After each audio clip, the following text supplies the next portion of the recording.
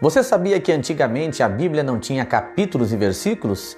Isso até certo ponto era bom, porque dessa forma os discípulos deveriam decorar melhor as escrituras sagradas. É por isso que às vezes lemos na Bíblia frases como o lugar em que estava escrito, o lugar da escritura que lia, como diz em outro lugar.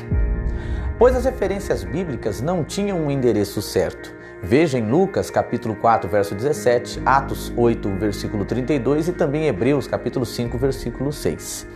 Mas quando a Bíblia foi dividida em capítulos e versículos, e quem fez isso? É o que nós vamos ver nesse vídeo de hoje, respondendo perguntas bíblicas. Vamos para a chamada e entrar nessa resposta.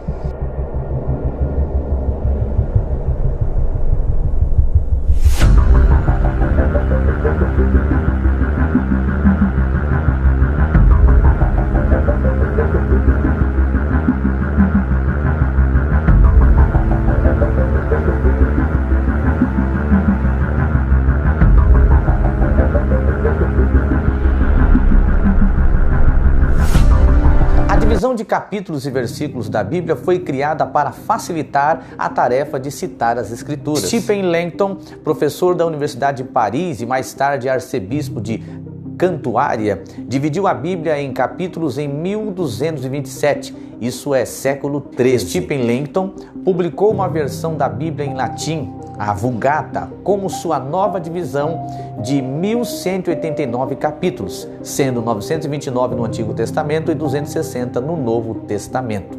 Essa divisão de capítulos e versículos da Bíblia dura até hoje. A versão da Bíblia de Langton ficou conhecida como a Bíblia Parisiense.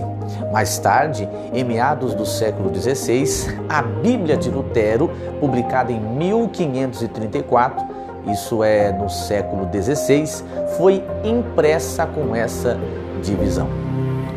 Robert Estienne, conhecido como Stephanus, impressor parisiense, acrescentou a divisão em versículos em 1551, século XVI. Felizmente, estudiosos judeus, desde aquela época, adotaram essa divisão de capítulos e versículos para o Antigo Testamento. Primeiro, Stephanus reeditou uma divisão feita por Pagnino de Lucca, um monge dominicano que em 1541 havia repartido a Bíblia em 1527 versículos. Estienne retocou os versículos do Antigo Testamento e reelaborou todo o Novo Testamento. A Bíblia foi dividida em 31.102 versículos, sendo 23.145 no Antigo Testamento e 7.957 no Novo Testamento. Stephanus foi um homem erudito, conhecedor do latim, do grego, do hebraico, que se empenhou em revisar e editar uma versão crítica da Vulgata, a Bíblia Latina de Jerônimo. Nessas edições da Bíblia apontava erros de manuscritos de tradução, entre outras notas.